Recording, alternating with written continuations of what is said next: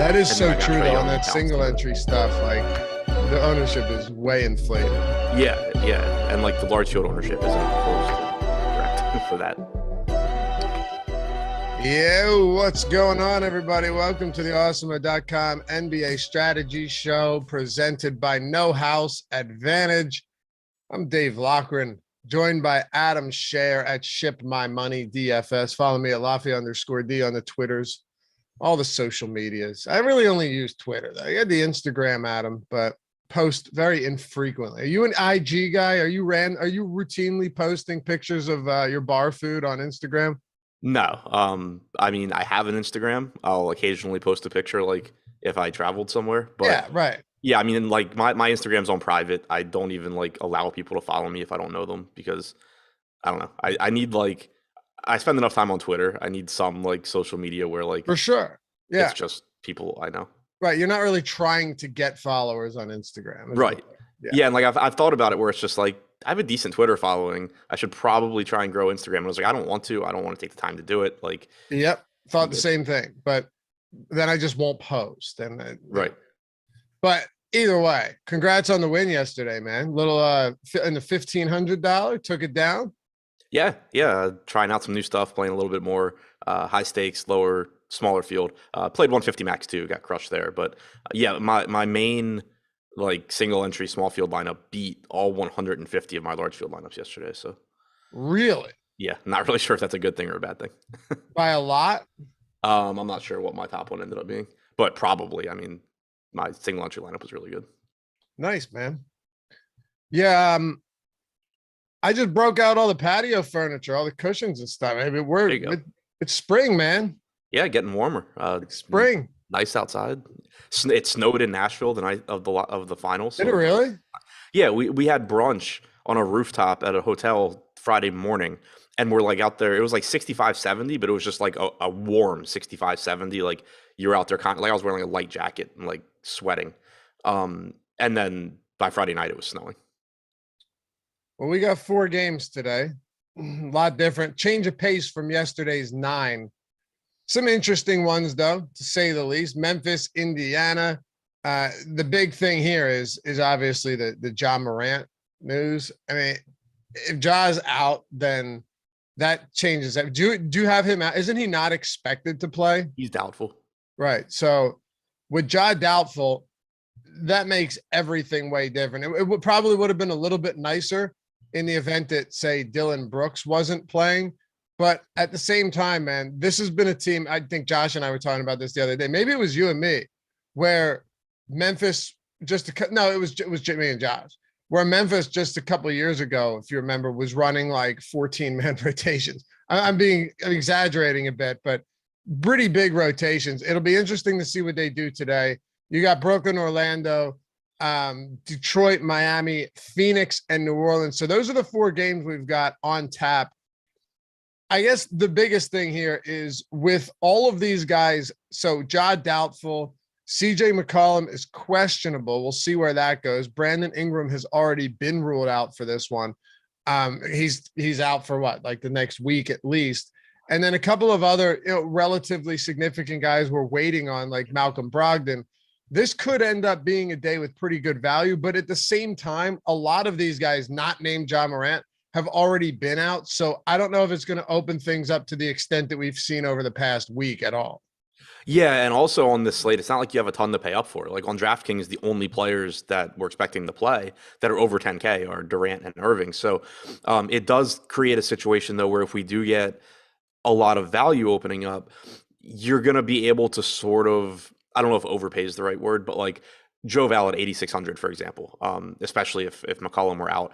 That price tag, maybe you think it's a little high, but if you have the type of value that you're going to get from Memphis and potentially other spots, you can kind of overpay in some spots relative to median projection just to get the raw points. Well, happy to have you guys with us as always here on a Tuesday. Hit that thumbs up if you haven't done so yet. Subscribe to the channel. And Jeremiah was 30,000, right? He was asking what the top first place was. 30K? Yeah, 30K. All right. DK, Loughy, put your face mask on. That was serious. Yeah, I generally wear my mask in the house still if I'm not on shows. Your personality, that doesn't surprise me at all. And I don't even, you know what? I don't know what that means. And if you want to join, hit join down below, get the free super chats, the custom emojis. We'll always prioritize your questions, of course, along with all our Discord members. You get those badges as well. Tony's iced up with the 1 year badge. And if you hadn't done so yet, and you are a member, trying to tell everybody, there it is. You get in on the March Madness bracket, and we got some awesome prizes. Jordan, we're giving away a ton of memberships, right? Yeah. First gets a year of Awesemo Plus, and then second to $1,000 value. Yeah, and then second to like fifth gets like a month. Okay, and I think we're doing some of our Discord betting stuff as well. So all of that. Just go, if you're already a member, go to see perks, and then you'll see it'll put you on the landing page. Go to community, and then the link is right there. So get in on that. If you want to join the channel, we'd love to have you. If not, that's cool too. But most importantly, hit the thumbs up and subscribe. And it's cool now. If you subscribe to the channel, or if you send a super chat, if you become a member, it pops up on the screen, all of that good stuff. Jordan and Tyler and Chris spent some time setting it up. So good stuff. Everyone hates Chris said, y'all say 30K like it's nothing. Let me hit something like that. You're going to know. Yeah, you have some swings. You've said that before, that so 30K isn't what it used to be for you when you have the swings that you do, right? Yeah, like 30K is cool. I'm glad I won 30K. It's not like, I mean, you're very aware that, especially when it comes with like playing, like I won it playing a $1,500 tournament. So like by this time next week, it could be like, damn, remember when I had that 30K? It's gone. Yeah. Right. But I love like that's the way to, how long did it take you to adjust to playing those stakes where you could have such insanely dramatic swings? Like mentally, people ask this stuff all the time to people that play, at that level. Like, are the swings, will they get to you psychologically when it's like, because you can have some great weeks, and then you can have a swing that's so bad, even though you're still up on the year, but it doesn't feel like it.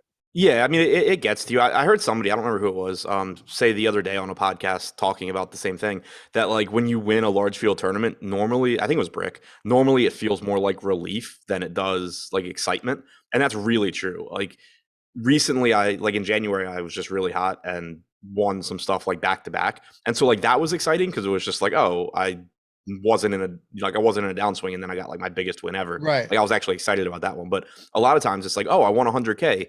That's good because I had lost, 90K in the last month. So nice to know that, I'm not going to lose everything kind of thing.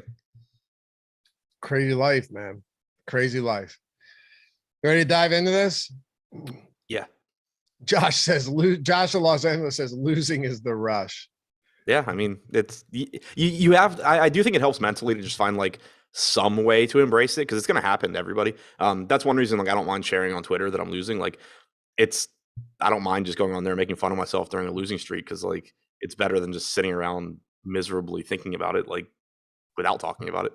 Norm Macdonald in his book, I tweeted this, was explaining like the best. I tweeted he explained basically what gambling is. He said, so why the attraction? Most people would think it's the wins that keep the gambler going, but any gambler knows this is not true. Because Norm was, Norm was a big gambler, big sports bettor. And I wouldn't necessarily say he was a sharp either, right? He just liked to gamble. Excuse me. He goes, as you place your chips on the craps table, you feel anxiety and impatience. When the red dice hit the green felt with a thunk and you're declared the winner and the chips are pushed towards you, you feel relief. Relief is all. This is what you were just talking about. Yeah. Right? Yeah, exactly. He goes, and relief is fine, but hardly what a man would give the whole rest of his life to gain. It has to be something else. And the best I've come up with is this. It's a particular, you love Norm too, so you'll appreciate it. It's a particular moment, a magic moment that occurs after the placing of a bet and before the result of that bet. It's after the red dice are thrown, but before they lie still on the green felt where they fall. It's when the dice are in the air. As long as they are there, time stops. As long as the red dice are in the air, the gambler has hope. And hope is a wonderful thing to be addicted to. Yeah, it's the sweat. Like, that's what it is. And then it followed it up with the dealer saying, "Better luck next time, sir." You should read that book. It's really good, man. All right. Memphis and India. It's basically him and Adam, Adam Egett it was on all the Norm Macdonald shows as his co-host. Basically him just yeah, you do. I'm sure I do, but if you've watched Norm Macdonald clips, like the Norm Macdonald show, Adam Egett was his co-host and all okay. that. It's just him shitting on him the entire time. All right, let's kick it off with Memphis and Indiana then, because Memphis is in a particularly interesting spot today, not just because Morant is doubtful with that back soreness, but Dillon Brooks hasn't been priced up at all. Now, I get it. He only played 25 minutes last game. He was sidelined for or 26 minutes, sidelined for over a month. I think you probably get around 30 minutes from him today, and he's sub 5K. So that's not even talking about a dirt cheap Tyus Jones. And to be fair, DraftKings had time to do this pricing preemptively, I would have thought. Yeah, I mean, just ridiculous pricing today. For one, like Tyus Jones is the kind of guy where, like we talked about with Drummond earlier in the year, when, like as the backup center, where it's like he should never be close to minimum salary because he's in the rotation. Like at 3,400, Tyus Jones is like an okay value. If Ja Morant plays, like you're normally talking, 18, 20 minutes from Jones, taking him out, it just gives you a free square in the sense, I hate saying free square, I hate saying lock, but barring injury, Tyus Jones is like a 0.9 to 1 fantasy point per minute guy that now has a 30 plus minute role at close to minimum salary. It's a situation where not only is there a very high ceiling, but it's a ridiculously high floor for that salary as well. So it kind of just makes it so now we're playing with 7 players instead of 8 on DraftKings. And then, somebody like Dillon Brooks, kind of the same thing. I mean, like you said, 26 minutes last game, but he's 4,900. He has shooting guard, small forward eligibility. He's not afraid to shoot when he's playing with Ja Morant. Nope. Without Morant, it's probably just going to be even more of that. Obviously, efficiency can be an issue, but even if he plays 26 minutes again, he's going to look pretty good. And if he plays more minutes, he looks even better. He's played 434 minutes without Morant on the floor this year. He's averaged 1.08 DraftKings points per minute. He has a 30.1% usage rate. And he's sub 5K. So I think Jones clearly the top value, but Dillon Brooks not far behind him. No, not at all. Jones has played almost 1,100 minutes without him. Has a 30% assist rate as well. Like you said, Dillon Brooks. Those are 1.08 fantasy points per minute is fine. Tyus Jones is almost a fantasy point per minute producer without Morant. Obviously, those have come without Brooks too. But what does it matter at that price? I mean, it really doesn't.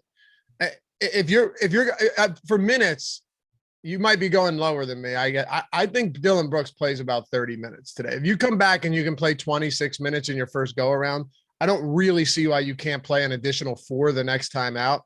How many are you giving to Tyus Jones? 30, 32. Okay.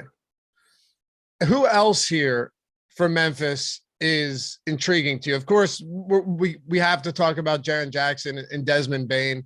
But and Jackson obviously benefits the most from a per minute standpoint, I believe, right? 1.2. Well, he's 1.26, so he's the highest. I didn't look with Morant on, but does he really see any added minutes? It might not matter, but does he play more than 28, 30 minutes? I don't even know if it matters. Yeah, I mean, that's the issue with Jackson. You're going to expect an increase in per minute production without Morant. He's got a 30+% usage rate without him on the floor this year, but like you were getting at, you're not expecting Jackson to necessarily play more minutes because Morant is out.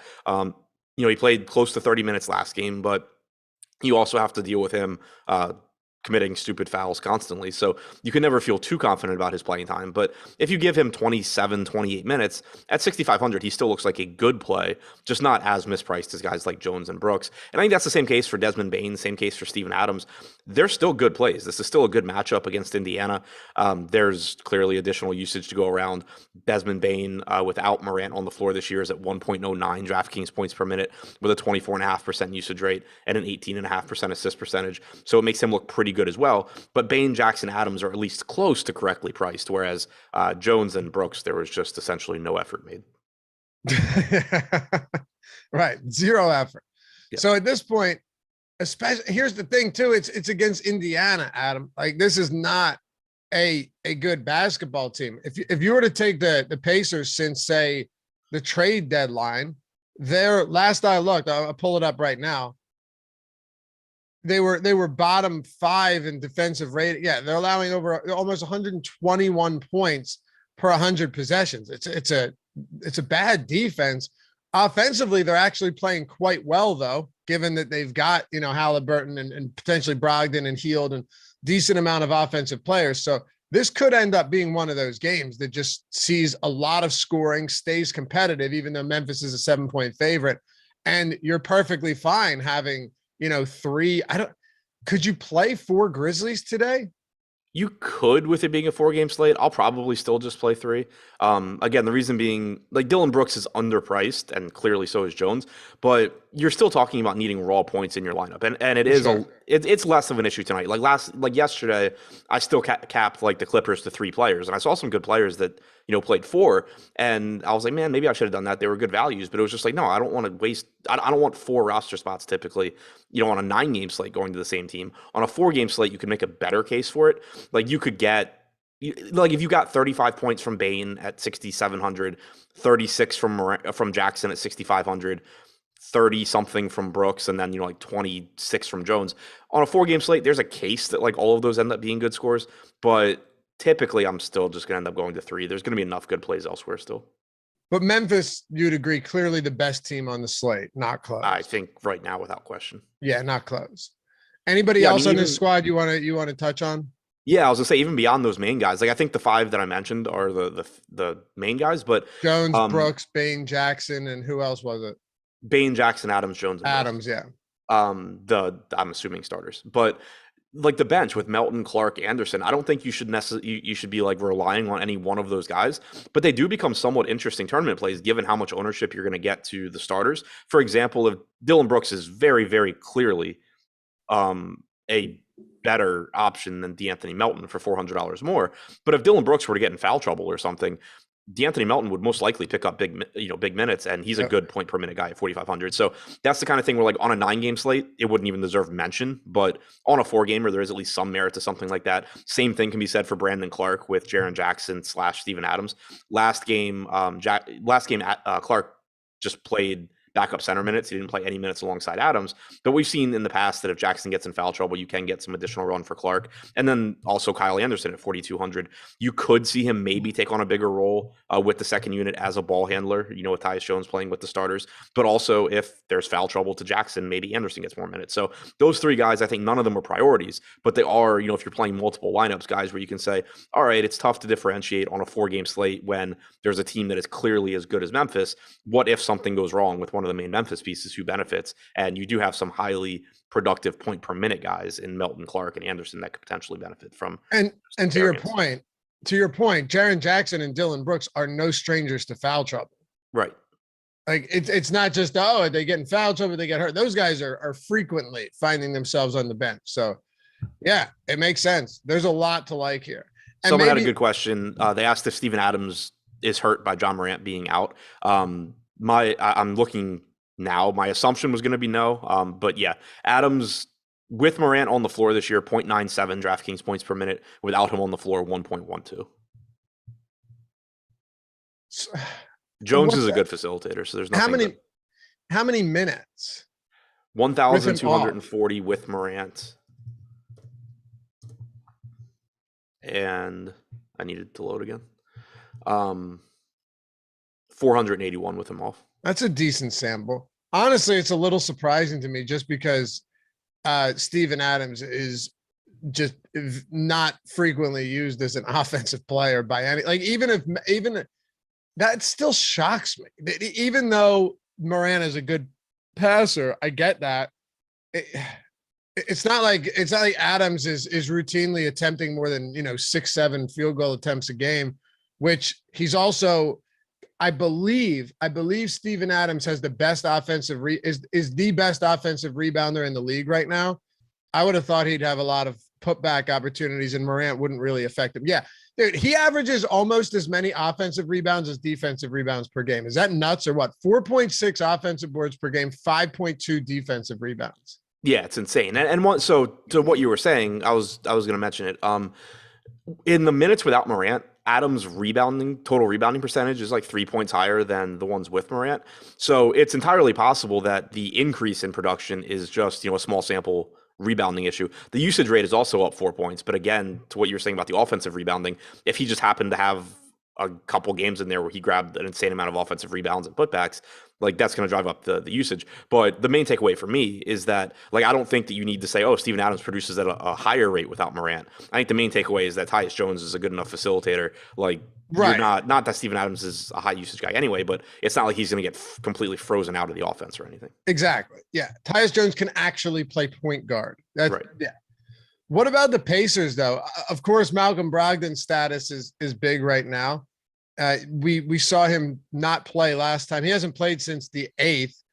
It's just, I mean, you can't win with this. He can't win, to be fair. He's on the court, he's off the court, he's back on, he's back off.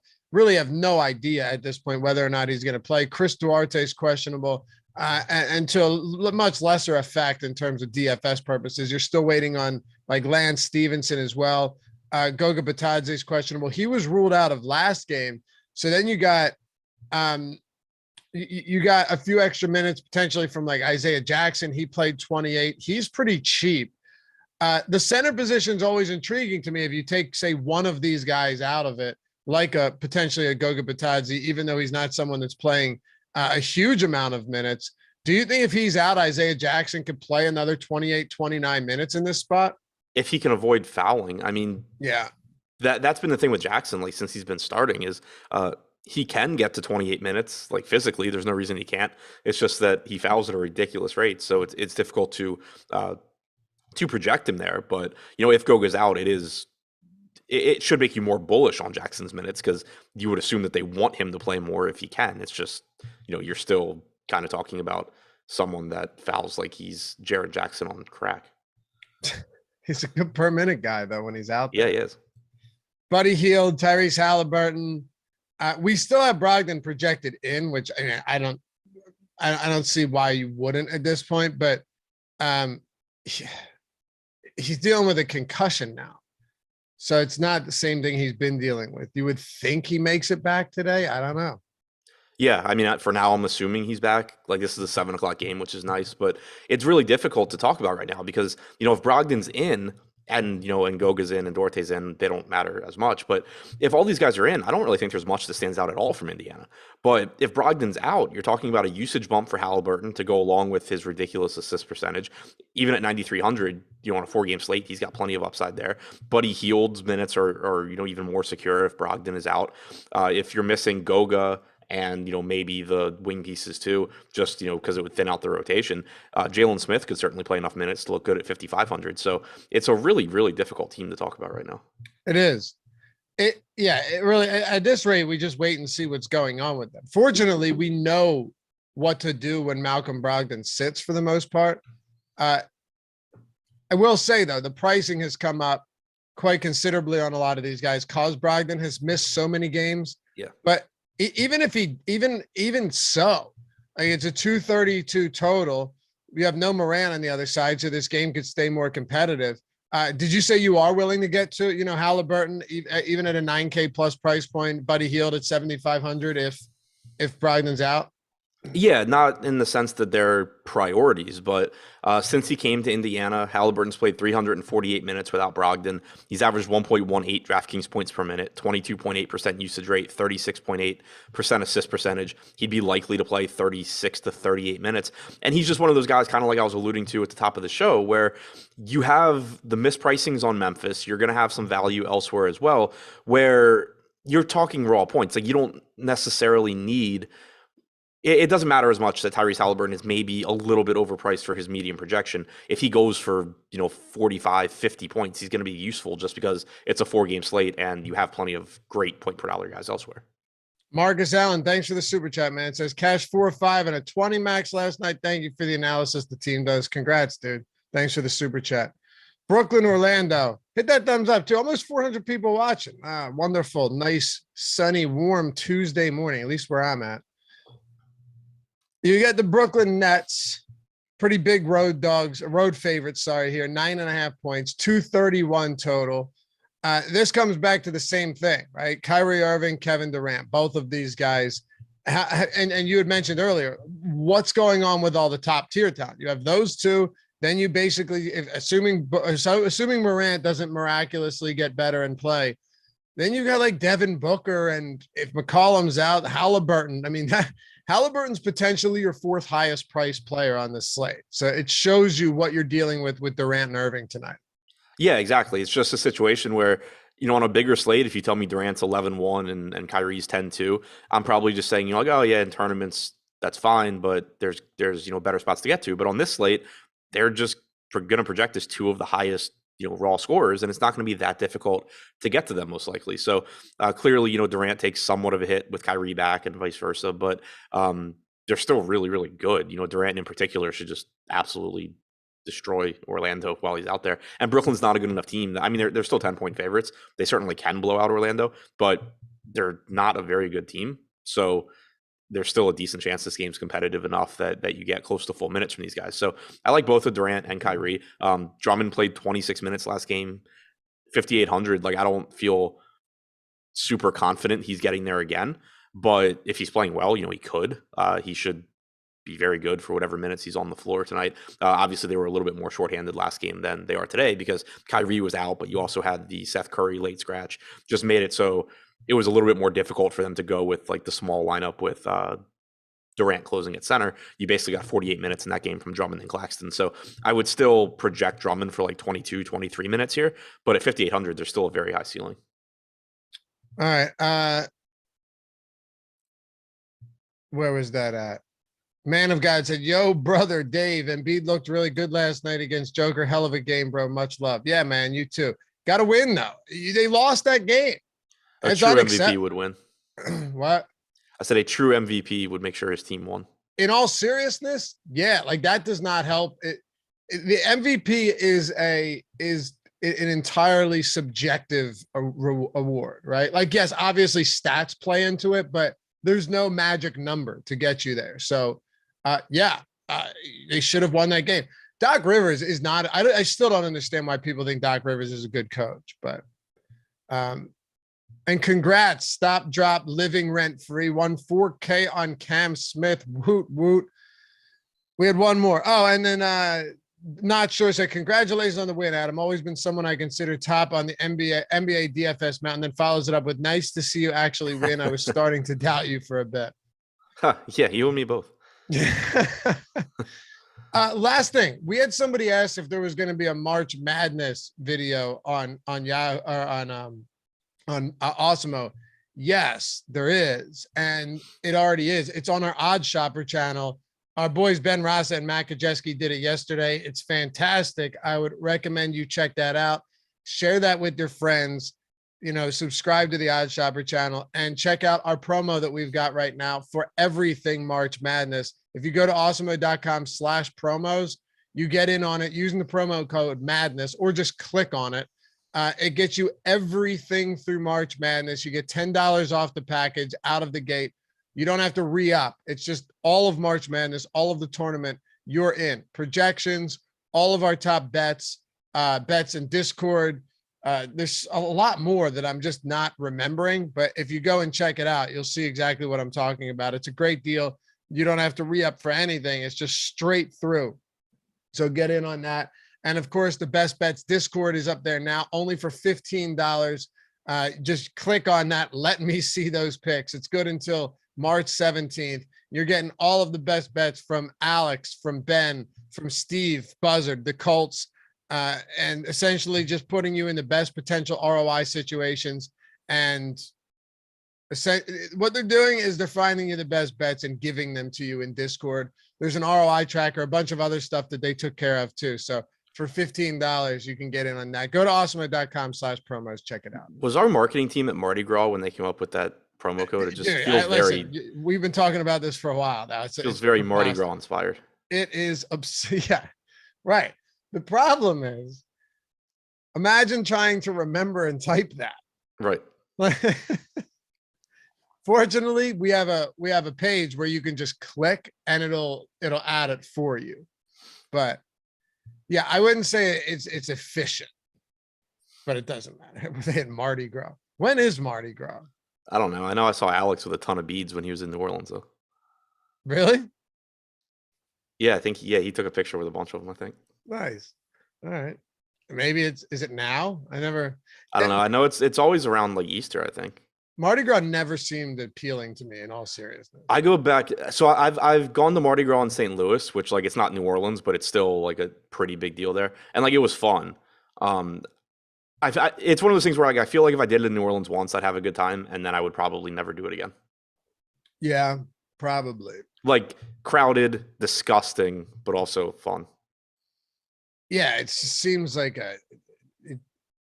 miles of slop. Yeah, like I feel like you just like get AIDS by being there. Oh, God. It probably, and in fairness, it's probably a blast. But right. Yeah. Like it's not at the top of my list of like things to do, but like I want to go to Mardi Gras in New Orleans. I just am pretty confident knowing myself and everything that it would be like, cool, did that, never again. Dude, you know where I've learned the most about Mardi Gras, or really anything that I know at all about Mardi Gras? Two different places. Where? Cops and Girls Gone Wild. Am I wrong? No. Yeah. If you ask me what I know about, I'm like, man, I watched a lot of Cops, and back when I was a kid, I watched a lot of Girls Gone Wild, and it always happened to be at Mardi Gras. Right. You know? Do you like anything else for Brooklyn, or do you want to talk about Orlando here? Somebody said it was March 2nd. Oh, okay. So 2 weeks ago. What were we talking about? Oh, Brooklyn. Anything else on Brooklyn? Yeah, I mean, so it's just a team that I think is pretty much correctly priced. Obviously, the Seth Curry news can play a role, but if we assume Curry's in, Bruce Brown at 5,200 on a 4-gamer could be okay. Like you could take some shots at a $3,900 Nicholas Claxton, but I don't think any of them really stand out as priorities. I think that Durant and Irving are the guys you end up getting to the most just for the raw points, and then it's sort of just taking shots at Drummond, Claxton, not together. Brown, maybe some Curry if he's in, Dragic if he's out. All right, Orlando. Oh, hey, also if Curry is out, Patty Mills is only 3,500. He's obviously terrible, but he started last game, played 31 minutes. I don't know if he would start tonight. You would get Kyrie starting, obviously, but I don't know if he'll be in place of Mills or Dragic. If Mills starts at 3,500, he's okay. All right, let's talk about Orlando then. You have Wendell Carter Jr., who just continues to rip off big games. I'm really beginning to love this guy. Every night he plays great. Cole Anthony, and then you have Bamba and Wagner. Jalen Suggs, we'll keep an eye out on him. He remains questionable. He hasn't played. He's out. What's up? He's out. Is Suggs confirmed out? Yeah. Oh, okay. When did that come through? Like 9:40 when I woke up. Oh, okay. I must have missed that one. It's really not even that big of a deal, but okay. So Jalen Suggs is out. Any priorities for Orlando? Yeah, I think so. You mentioned Carter. I think that's a obviously good one.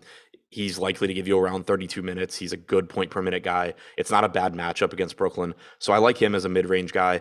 6,300 for Cole Anthony looks pretty good. He would look good with or without Suggs, but taking Suggs out, you do get a bump in production for Anthony. The pricing on Bamba and Wagner, I think, is decent in tournaments. Both 5,500 for Bamba, 53 for Wagner. And then you're probably going to get RJ Hampton in the starting lineup. He's 3,400. He's not a very good point per minute guy, especially playing alongside Cole Anthony, but that's just still way too cheap of a price point. So it will end up being interesting because we don't have all those pay up options. Like I think Tyus Jones is very clearly the better option compared to Hampton. And so it'll end up being interesting. Like, do you need all these sub 4K guys, or can you get away, from like Hampton, for example? So that will be an interesting roster construction point, but he clearly looks like a good value.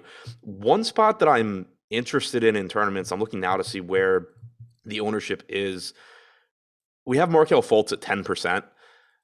He is producing really well. The minutes are obviously the big question mark. Last game against the Sixers, he still played like 19 minutes. So it's hard to think he's playing more than like 18 to 20 minutes. So it's not something I'm really confident in, but he has produced a lot. He gets plenty of opportunities with the way this team's constructed. So not a priority, but somebody that I am more likely to play today than I have been, prior to today. All right, let's talk about. And by the way, not sure. I meant to hit you with that about the hat thing, not PJ. That was an accident. But yeah, you get them anywhere, man. The sponsor of today's show, No House Advantage, can be found at nohouseadvantage.com, can be found in the App Store, can be found in the Google Play Store. They're everywhere. It's 100% peer-to-peer player prop platform, which is a lot different than anything you've ever seen, but also you can use any of the research you're doing throughout the day to really get an edge over there. And you don't have to do anything different than what you would do for another type of platform that's way different than DFS. Because all you're doing is taking player props, building lineups with them. There's no juice on either side, just over, under. There's no salary cap. The ones you like the most get the most points at the top of your lineup. The ones you're least confident in, put them at the bottom of your lineup. They get the fewest points. Simple as that. But all of the tools that we have built specifically for No House Advantage are over at Awesemo. They're free every single day of the week, right? So even if you're not ready to sign up for Awesemo, whatever, it doesn't matter. We still got you covered. The No House Advantage projections and the optimal lineup tool and Odds Shopper, if you want to use that, or our player prop tool, all of that's free every day. Take advantage of the fact that they are static props over there. They do not change. You can use our tools, find an edge, get in on some big prize pools, and get a $25 deposit bonus. All new users get a $25 deposit bonus when they sign up with the promo code Awesemo, AWESEMO. Check it out. Use all of the free tools.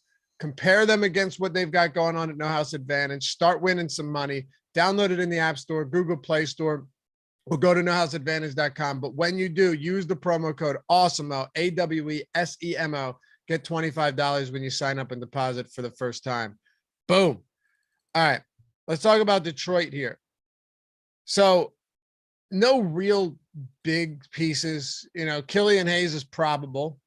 Hamidou Diallo is out. But aside from that, mostly everybody's good to go, unless you consider like Frank Jackson a piece here that we should be discussing, but we really don't need to.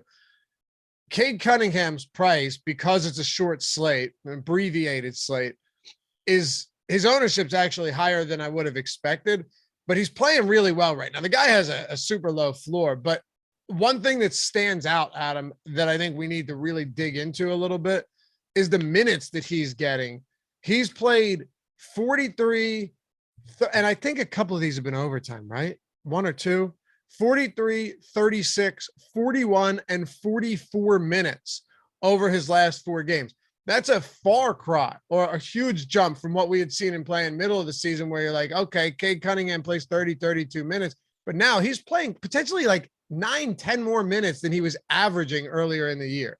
Yeah, I mean, he's playing insane minutes right now, and that's kind of the one thing he has working in his favor in this spot, because when I saw the $8,300 price tag, my first thought was like, oh, I guess, he's a high upside player. You can go there at low ownership, but the ownership probably gets pushed up a little bit on a 4-game slate. Right. Then you saw the minutes. And then I looked and he's 28% owned. And I'm like, what the hell is this? But if he manages to get 40 minutes at 8,300 on a slate where there's not a lot to pay up for anyway, then he is going to look fine. But at the same time, this is a really, really difficult spot against Miami. Not only is it relatively likely that the game gets out of hand, but it's just a tough spot. Slow paced team, good defensive team.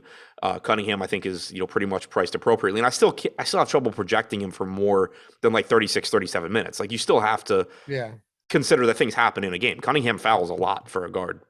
Miami is much better than Detroit. The game's in Miami. Like, I have a hard time thinking his median outcome is more than 36, 37 minutes as is, and that kind of just makes him look correctly priced. So if he holds 28% ownership, I would think I probably don't quite get there. But, he is playing a lot of minutes. He does also on DraftKings have shooting guard and small forward eligibility, which is really nice. He played 44 minutes in regulation last game. Yeah. I mean, what? When guys are playing minutes like that, it becomes really difficult, I think, to project them, especially when they're doing it like when it's a new occurrence. It's not like we've seen all season where it's like, oh, if Cunningham's not in foul trouble, he plays 42 minutes. Right. It's, normally like if he's not in foul trouble, he plays 34, 35. And when he is in foul trouble, he plays like 28. So 28% against Miami, though. That's like, it's a lot. I would really like him as a tournament play if that comes down. But if a quarter of the field is going to be playing him, in a spot that I think is really risky. And he's at a price tag. I already said that I don't think from like these upper mid-range guys, I don't necessarily think you need a great point per dollar performance, but you still need him to beat, most or all of the other upper mid-range guys in a really shitty spot. Oh, he could still get 42 minutes and only have 40 fantasy points. Right, which probably isn't going to get done. Yeah, like he's 1.08 DraftKings points per minute for the year. You factor in the matchup against Miami, and he's going to probably project, a little bit lower than that. So, yeah, like let's say he plays 40 minutes and just gets, a fantasy point per minute. Not a bad game. Probably not helping you at all in DFS. No, the minutes are nuts, though. I mean, they really are crazy. But you can say the same to a lesser extent. Like Jeremy Grant's playing 38, 37 minutes over his last two. Sadiq Bey, he played 40 minutes against Boston. So it does appear that all of the key guys in this offense or in the starting lineup are at least seeing the ceiling of minutes around 40 in competitive games, which is interesting at 6K price points. If you didn't want to get the Cade, but maybe you said, all right, let me take some shots on huge minutes on a 4-game slate for one of these guys, but that's about where it stands. Yeah. It's a really interesting spot. I think Cade, I think Cunningham's ownership is going to be a really interesting thing to pay attention to as we get closer to lock. I was talking about Grant and Sadiq Bey getting a ton of minutes now too. Okay, well, I was reading chat, not listening. You're fine. What I'm saying is even Grant and Bey have this right now. It seems like 40 minutes. Bey played 40 minutes 2 games ago in regulation. Grant played 38. So it's not out of the question to assume that these guys, maybe not to the same extent as Cunningham, but they're also a lot cheaper with a lot less ownership. That's what I was saying. Yeah. And with Grant, I think it's that, you've seen with Isaiah Stewart out, which is he back today? Yeah. Isaiah Stewart is back. Yeah, he's off the injury report. Yeah, so I'm interested. I'm interested to see how that affects Grant because you have Olynyk, you have Bagley in the rotation. When you took out Stewart, you were getting, Bagley getting those starts, Olynyk backing him up. It opened up more minutes for Grant. I wouldn't be shocked if you see Grant kind of go back to 32 minutes or so, 32, 33 minutes. Not a guarantee, but certainly possible. What do you want to do with the Miami Heat today? Butler's off the injury report. The only one that's pending is Caleb Martin, and it's not a huge deal here. But they're healthy, and they're all priced. They're all grouped into kind of a similar price tier, except Bam Adebayo's salary has come down, and he's got a pretty appealing spot against the Pistons today. So I wanted to touch on the conversation quickly in chat because I think it's just a useful, good one. People are talking about studying good players and all that. I kind of come in the middle. There's someone saying that you can't learn anything because it's a different slate. That's completely wrong. I do think the thing you need to be really, really aware of if you're gonna study other players is that they're probably doing things that are their process is almost assuredly different than yours just because everybody has different processes. So you want to be careful looking and saying oh, I had a lot of this guy and McLovin didn't, so it was a bad play. That's not necessarily the case, but what you can sort of learn from them is just paying attention to their overall strategy more so than specific players, I think. And saying okay, well, what were they doing in general with this range of really, really popular players? Did they jam in 3 of them and avoid the one they thought was the weakest? Did they just eat all of it? What were they doing? Stuff like that. But I do think you can kind of, especially if you're somewhat experienced and you have sort of your own process already, I think you can actually make some mistakes if you get too deep into what they were doing with specific players, because it could be as simple as they projected him 2 points higher than you and it just caused everything to be different. And that's not something that you can really learn from. So I do think it's kind of a middle ground. For sure. So more so you're saying a lot of it is less what players they have and more what patterns you see in their play as well. Yeah, roster construction, general approach to high owned players in general, more so than saying oh, they were over on Cade Cunningham, so he was a good play. No, it just means that they thought it means they thought Cade Cunningham was a good play, but specific players is a lot less important than kind of just what they're doing at with different price points, roster construction, all of that. Yeah, well said. Speaking of specific players, how about Karl Anthony Towns last night, man? Holy shit. Big fan of him right now. What? Big fan of him right now. I'm assuming he was in that lineup of yours. Yeah, he was 10% in the 1,500. Man, dropped 60. What did he finish with? Like 93 fantasy points or something? Yeah, I think it was like 89.5 or something. I didn't get to 90. I ate a bunch of turnovers. Yeah. All right, Butler, Bam, Hero, Lowry, Oladipo still hasn't played north of 18 minutes. He'll probably play like 20 today, I would assume. He's gone 15, 17, 18. Excuse me. I think probably get him to 20 today, so not a huge deal. But like Hero's priced up now. Bam and Butler seem to be pretty nicely priced for a matchup against Detroit. Low total, but only 4 games. Yeah. On a bigger slate, I wouldn't have a ton of interest in Miami just because I think they are pretty much correctly priced. But on this slate, I think you should be getting to them. Butler in a good spot, 8,600 certainly looks fine for him. He's pulling 24% ownership. So, for example, I don't know why Jimmy Butler is lower owned than Kate Cunningham. I think it's like I think they should be similar, but I don't know. I don't get it. Maybe that changes as the day goes on. But if this game's competitive, then you're probably getting 34, 35 minutes from Butler, and it makes him look pretty good. Bam's in a very good spot at 8,200. I think Hero and Lowry are a little bit more difficult to get to than those two. PJ Tucker's cheap, but with the amount of value we have, he's going to probably end up looking like nothing more than just a contrarian tournament option as well. But I think Butler and Bam are the guys you should be getting to most here, mixing in some Hero, Lowry, Tucker, Robinson. Those guys are all fine as contrarian plays. Okay. Where was that at? Only up top. How can you change your email? Jordan, can you give him the Awesemo email? Just because I'm assuming he's talking about Awesemo. I don't know, but yeah, I'm sure they can figure something out for you. We had a super chat from Marcus Young. I'm new to DFS. I'm playing in beginner level tournaments on FanDuel. Should I purchase Fantasy Cruncher if I'm only doing 1 to 3 entries? No, if you're only doing well, I never feel like there's a right answer to this because if you want to learn how to use Fantasy Cruncher and you want to start like maxing the nickel or something, then sure. But if you're just doing 1 to 3 entries, probably don't need to unless I don't know. My answer is it has more to do with how much volume you're playing than it does with how many lineups you're playing. Like I would absolutely not be playing even in single entry. Like I use Fantasy Cruncher for all of my lineups. I don't hand build anything. My single entry lineups, my 3 max lineups, they're all built using Fantasy Cruncher, but I'm playing enough volume where, I'm playing enough volume where like it justifies the price. If you're playing 3 lineups at, 25 cents per lineup, then no, just because not that you wouldn't be better using it, but that you can only make so much money in those entries, so to me, it comes down a lot more to volume than to entries. If the question is, should I be using Fantasy Cruncher to play 1 to 3 lineups? Yes.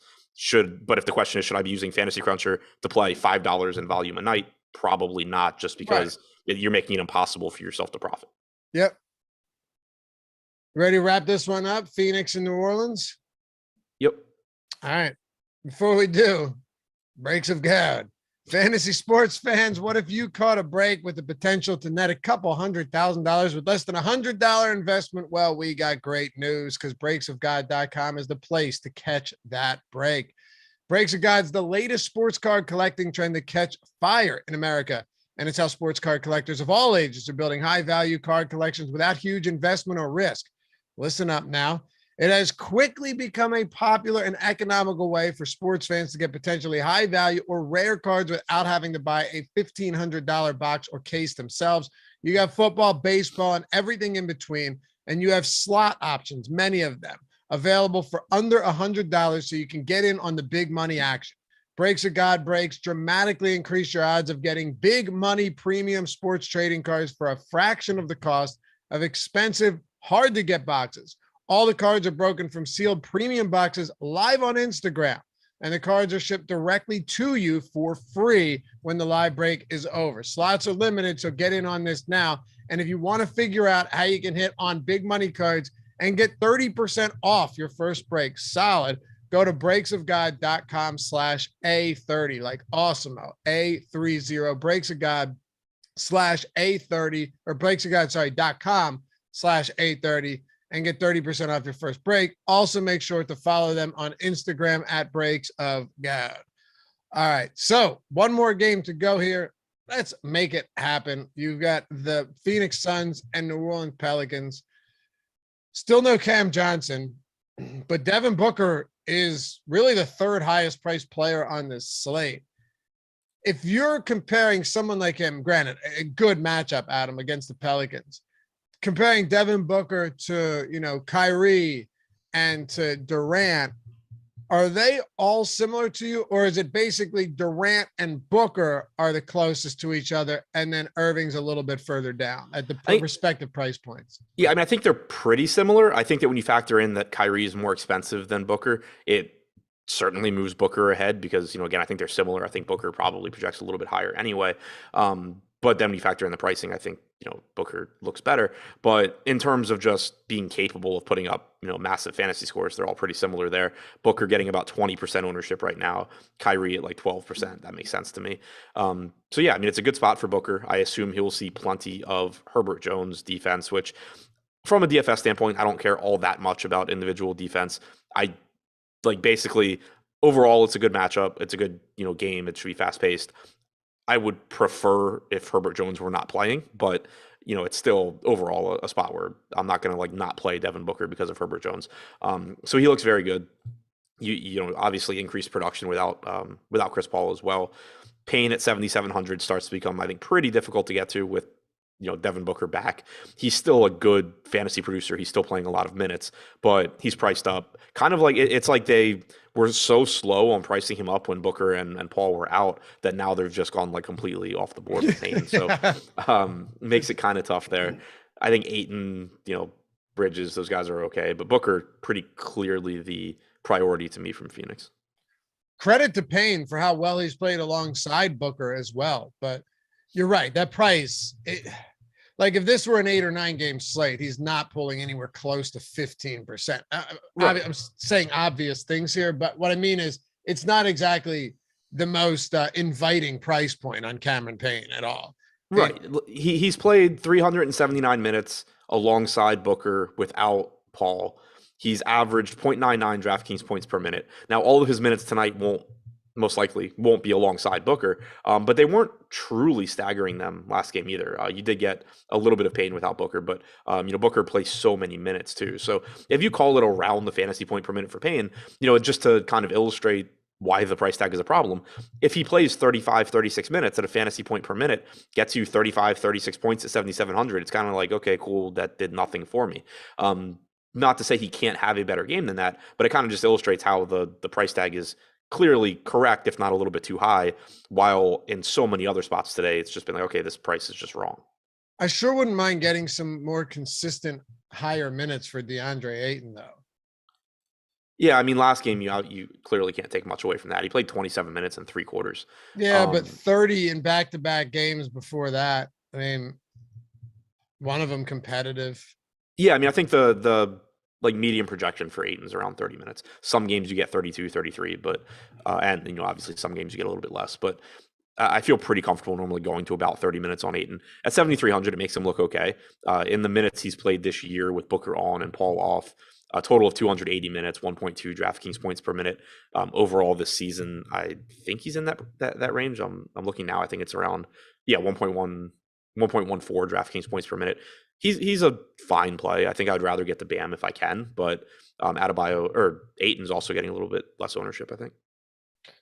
All right, let's wrap it up. Hit that thumbs up one more time too. Appreciate you guys hanging out with us this morning. 525 people watching. If McCollum plays, then everything becomes a whole lot different. So he's questionable. We have no idea. He's still in protocol. Yesterday, as of yesterday, he was still in protocol. So we'll see. We should know if he's getting out sooner than later.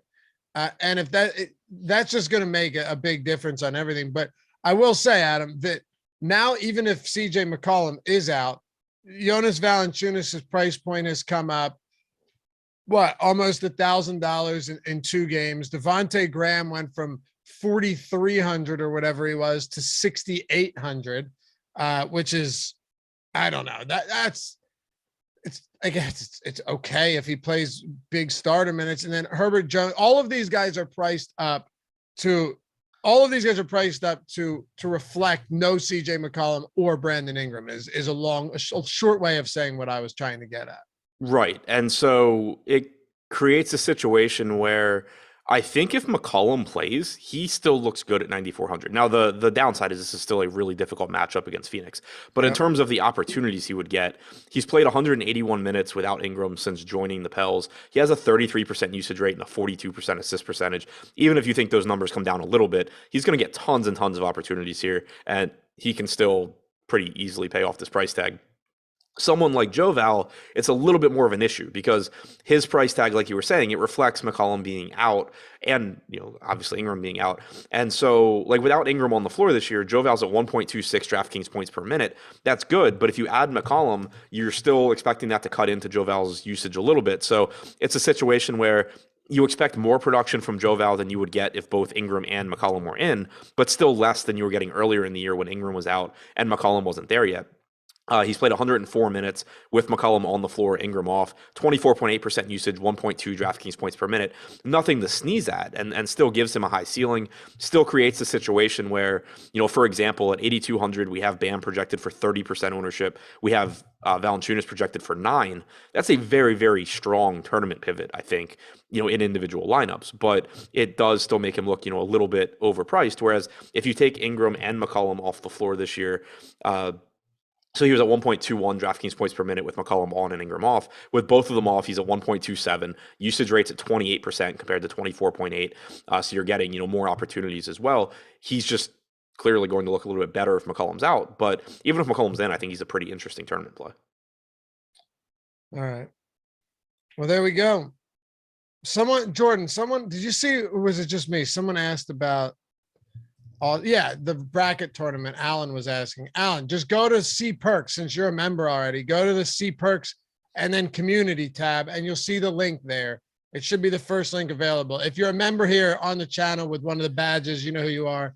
You get into the March Madness bracket tournament. We're giving away a bunch of awesome prizes up top to the winners, not just first place, but a lot of them. So, all right, man.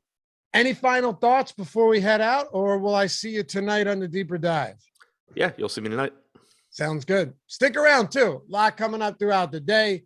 NHL should be back, right? NHL strategy show? No, yes, no. I have no idea. I would assume so. 11 games today. PGA strategy show at 1. Locks before lock at 4:30. Deeper Dive at 5. Live before lock and the post show at 6. Oh, and my video over at Odd Shopper, getting into those bets today, all of our favorite props. That'll drop around 2 p.m. Odd Shopper YouTube channel. See us there. Thanks as always, guys. We'll catch you back here tomorrow on the Strategy Show. Peace.